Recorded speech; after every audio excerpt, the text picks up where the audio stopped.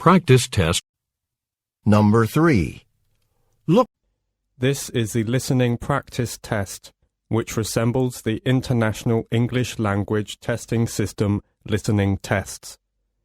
You will hear a number of different recordings, and you will have to answer questions on what you hear. There will be time for you to read the instructions and questions, and you will have a chance to check your work after each section. All the recordings will be played once only. The test is in 4 sections. Write all your answers on the listening question booklet. At the end of the real test, you will be given 10 minutes to transfer your answers from the question booklet to an answer sheet. You should be prepared to do this with the practices. Now turn to Section 1 of Test 1. Section 1. In this section, you will hear a conversation between a tourist and a travel agent. The tourist wants to book a holiday. First look at questions 1 to 10.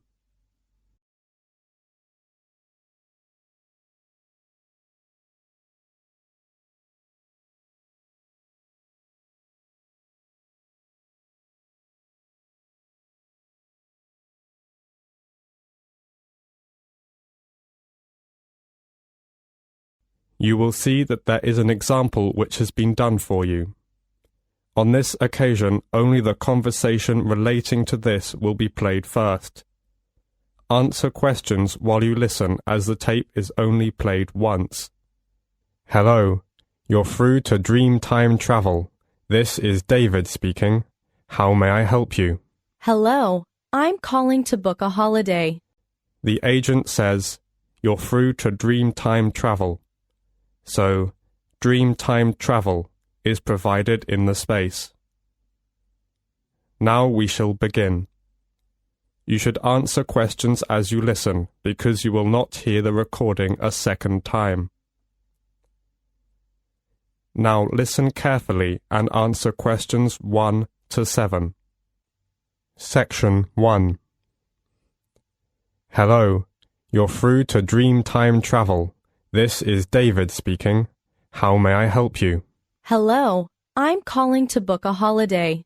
Great. May I have your name, please? Yes, it's Anna Sharp. Sharp. S-H... Like a knife? Yes, but with an E on the end, and Anna is with double N. Right. Thank you, Anna. Now, we're delighted that you've called us. Can I ask where you heard about us? It was your advertisement in, one of the magazines. Was it Dazzling Destination? Yes, that's the one. Good. Thank you. It's useful to know. Of course.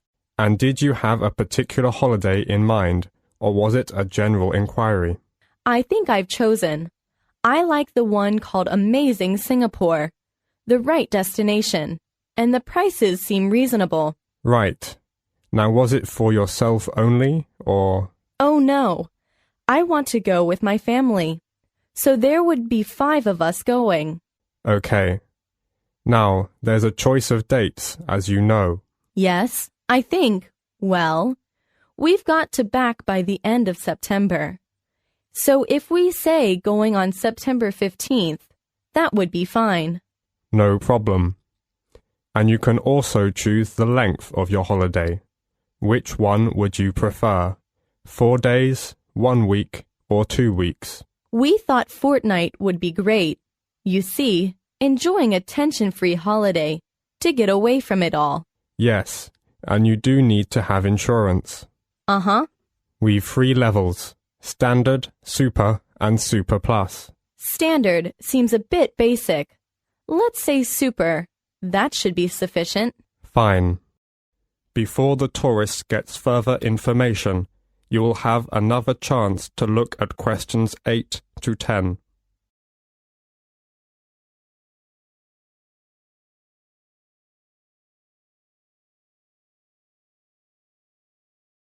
Now listen to the rest of the conversation and answer questions 8 to 10.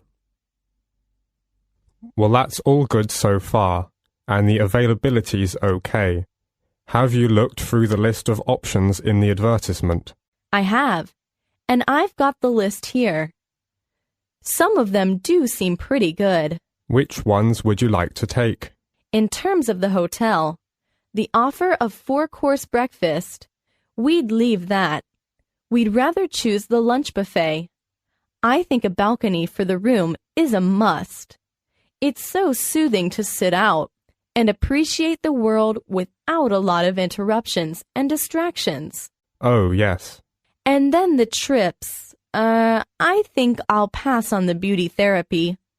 I never really enjoy the spa, and golf isn't really my sort of thing, to be honest, any more than tennis is. Uh-huh. But I like natural things, so I think the night safari would be fun.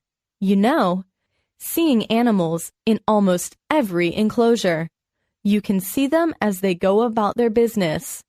In some enclosures, you are actually in with them, and that will be amazing, isn't it? Yes, I would think so. And then, in terms of getting out of town, lying on the soft beach under beautiful sunshine, or walking through the coconut plantation under the blue sky. How wonderful! I definitely wouldn't want to miss that. I understand. Okay, well, that's all we need for the booking at this point.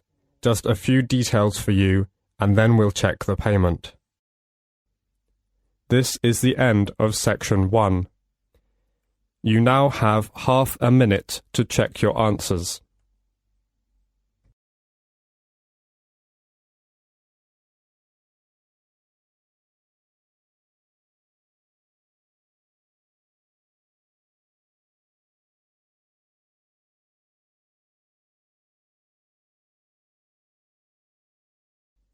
Now turn to section 2.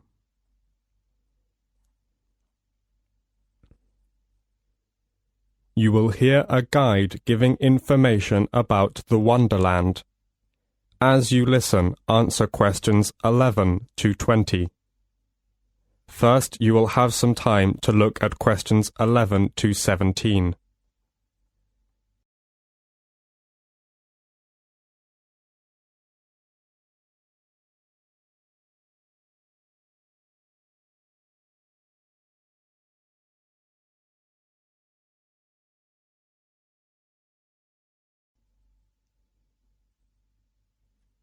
As you listen, answer questions 11 to 17. Section 2.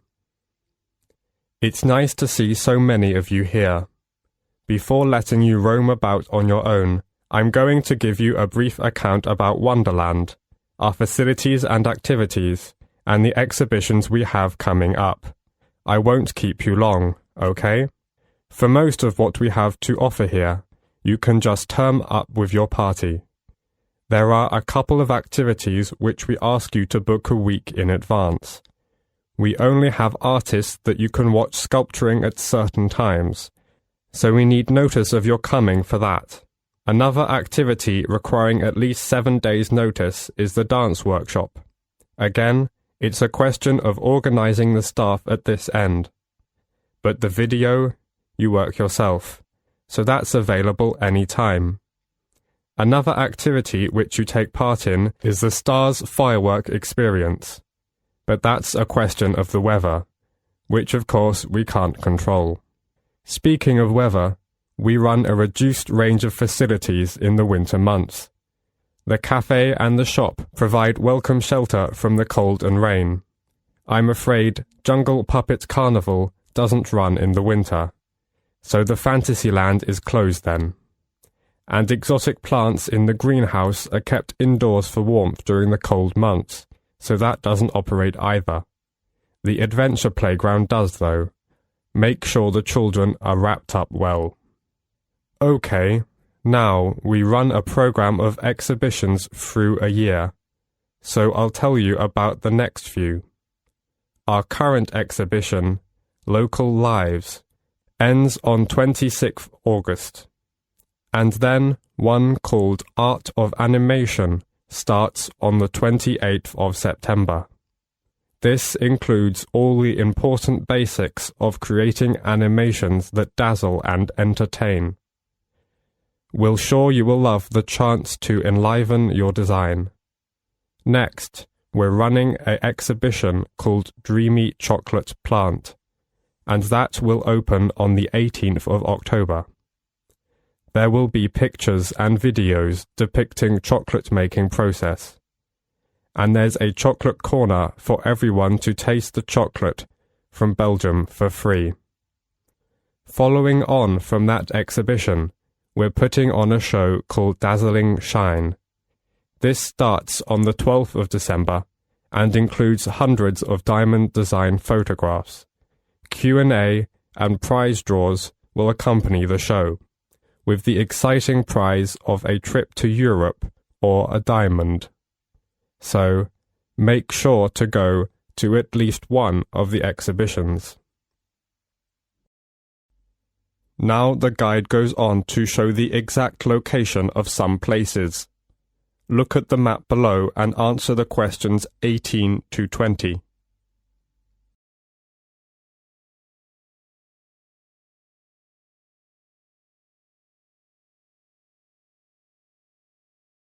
Now listen to the continued talk and answer questions 18 to 20 by completing the map and choosing the appropriate letters. Now, the area occupied by Wonderland is rather large, so I'll just give you a few pointers to help you orientate yourselves. So, whether you come by car or bicycle, you'll come in from the road. Cars then park to the left, through the gate into the car park, and bikes to the right, through the gate opposite to the car park. Cyclists in particular might be thirsty at this point, and you can get a drink from the soda fountain to the north of the bike park, halfway to the museum entrance. You can enjoy your drink in the picnic area, which is opposite the car park. At the far end of the picnic area are the toilets. Always good to know where they are. Now we are standing at the entrance to the main museum.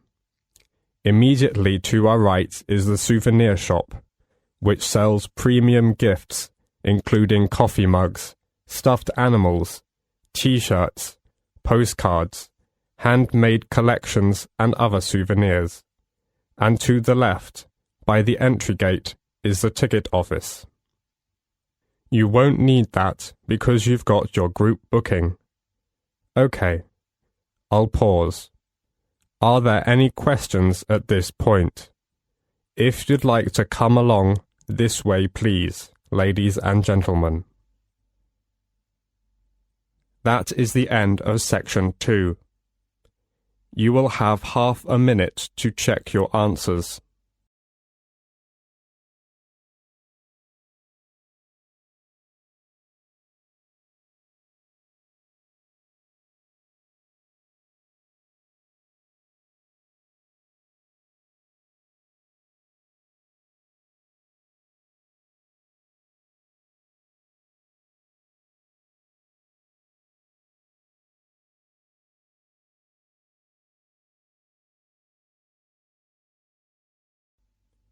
Now turn to section 3.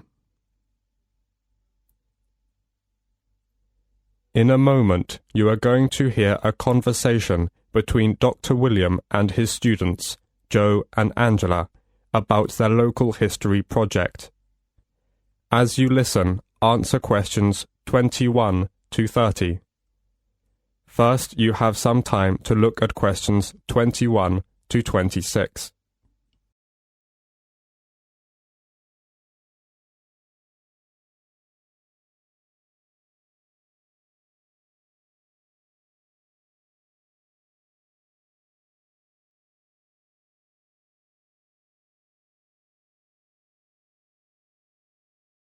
Now, listen carefully to the conversation between Dr. William and his students and answer questions 21 to 26. Section 3. Hello, Joe, Angela. Hello? Hi. So, how's the local history project going? Are you making good progress? Yes and no. Oh? Well, we anticipated problems of various kinds. None of the group has much experience of collaborating on projects, but we spent some time on discussing how to go about it, and thrashed out what seemed a useful approach. But it seems that Angela and I are the only ones actually following the plan. That meant that the whole project has been lacking coordination, so we've fallen behind our schedule. I see. That's tricky. Yes, it is. We felt that the targets had been defined, so we'd all know what to deal with. But looking back, we probably should have really specified individual responsibilities. As it is, we only have a loose sense of what should be done by whom. Well, this is quite a common problem, actually.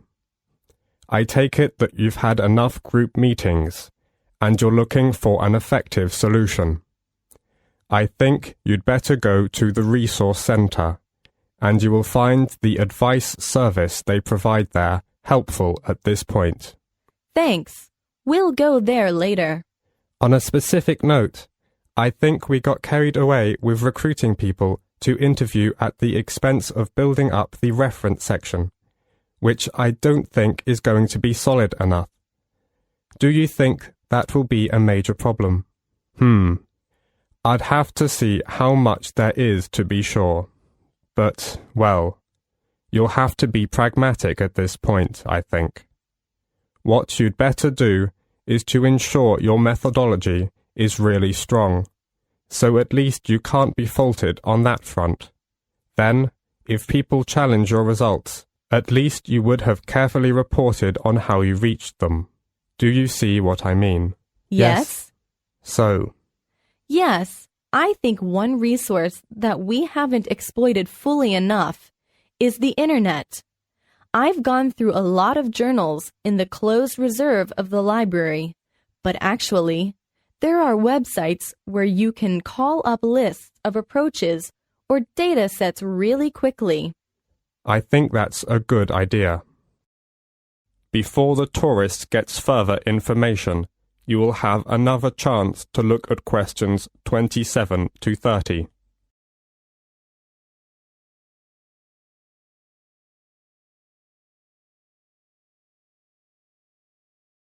Now listen to the rest of the conversation and answer questions 27 to 30. Now, let's think about the field trip, and at least make sure that it goes as well. You're going to Cambridge on the 23rd? The Wednesday, yes.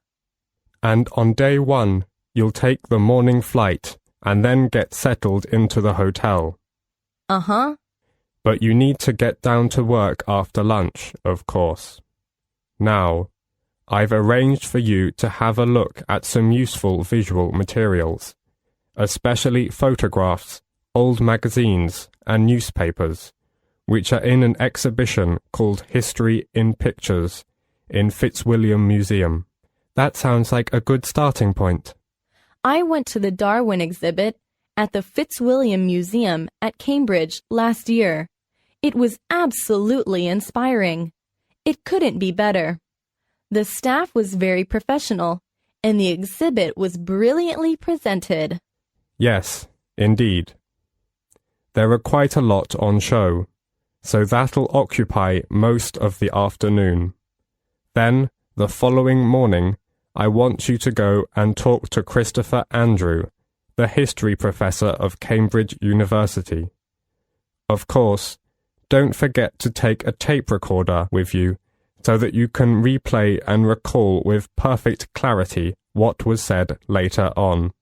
And make sure to have our questions ready. Indeed. Okay. And the afternoon is free for you to wander around, get the feel of the place, and soak up the atmosphere. Do some sightseeing. As you wish. It's a beautiful city. But it's back to work on Friday morning. Walk around the central area. You know, Trinity Street, Market Square, Great St. Mary's Church. I'm getting maps ready for you from different periods, and your task is to compare those with the makeup of the city today. Make notes on how the city has changed over time. You know, what's grown up, what's gone, that sort of thing. That sounds so interesting. I hope the weather's good. Yes. And in the afternoon, I want you to think about producing your own records. Follow the format of the ones in the City Library archives.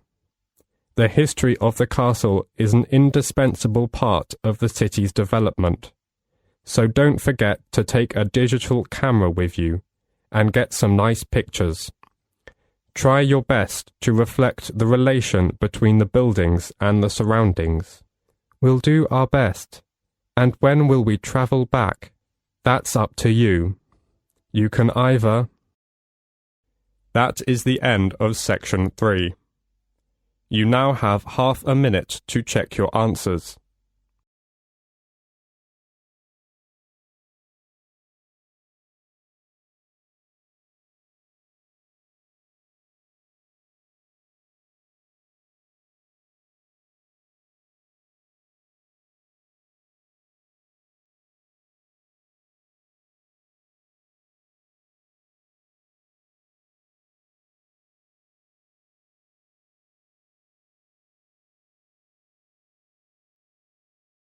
Now turn to section 4.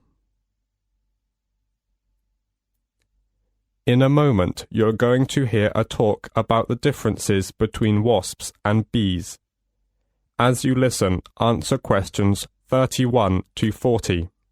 Before you listen, look at questions 31 to 40.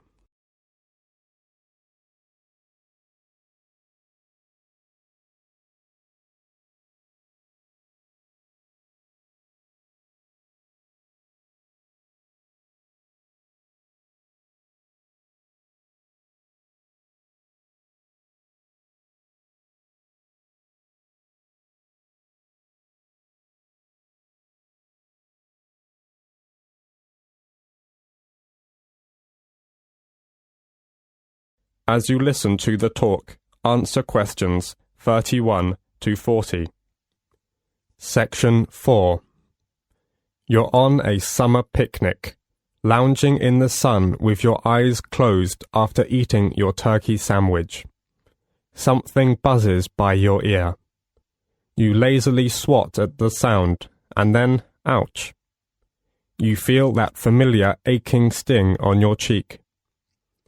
As your face burns red and swells, the last thing on your mind is whether that pesky, no-good insect was a bee or a wasp. But we biologists want to know first. Was it a bee that stung your cheek, or was it a wasp?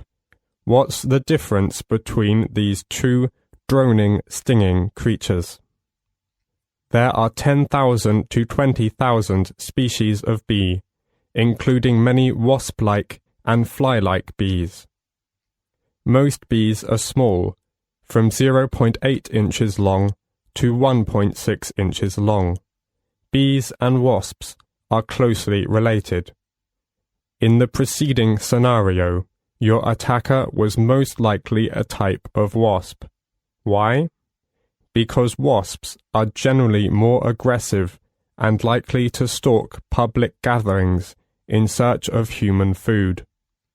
However, bees are more mild-mannered. They focus on the flowers, not your turkey sandwich. That's just one way to determine whether the attacker was a bee or a wasp. What other characteristics define these two very similar creatures? More than 25,000 kinds of each insect exist, but there are several relatively simple ways to distinguish between them. In the following part of the lecture, you'll learn how physical characteristics, eating habits, and nesting sites distinguish the bee from the wasp. You'll also learn which insect can brag about its slender, tapered waist, and which one has to live with flat, hairy legs. You see, when a bee or a wasp stings you, you're probably not paying attention to the curve of its waist or the shape of its legs. But if you were, you'd notice some key characteristics to help you identify it. While bees have robust, hairy bodies with flat rear legs, wasps' bodies are slender with a narrow waist connecting the thorax and abdomen.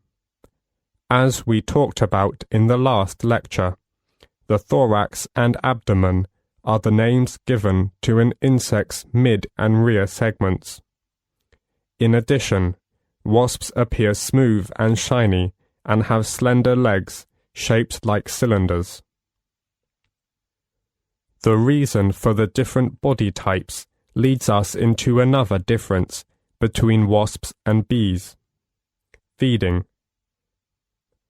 Bees are pollinators, spending much of their lives visiting various plants and flowers to gather and distribute pollen. They also feed nectar and pollen to their young. They are classified as herbivorous insects. Their hairy bodies and flat legs are ideal for holding on to the pollen as they carry it from one area to another. Wasps, on the other hand, are carnivorous. While adults may occasionally feed on nectar or pollen, they feed insects, flies, and even caterpillars to their young. Their bodies are sleeker and more streamlined for hunting. If you're lucky enough, or unlucky depending on the situation, to find one of these insects' nests, it will help you in identifying bees and wasps. Bees build their nests out of wax cells that they stack on top of one another. Most honeybee nests are manufactured, but other bees make their homes in tree cavities, buildings, or even holes in the ground. A wasp's nest consists of one or more rounded combs made of papery pulp. The wasp makes this pulp out of chewed-up fibers and its own saliva. Wasps tend to build in hidden, out-of-the-way places, like under decks or in remote crevices. The final difference between wasps and bees answers that age-old question. Do they die after they sting you? Both bees and wasps inject their venom with a stinger attached to their bodies. Wasps and most bees can pump the venom into your skin, remove the stinger, and then fly away. They are predators, and for most of the time, they sting to prey. The honeybee's stinger, however, is barbed and it sticks in your flesh. When the honeybee tries to fly away, her stinger won't budge. Instead, it rips from her body. Since the stinger is attached to the honeybee's digestive system, she eventually dies from the trauma. So, honeybees only sting out of the need of self-defense. That is the end of section 4. Now you have half a minute to check your answers.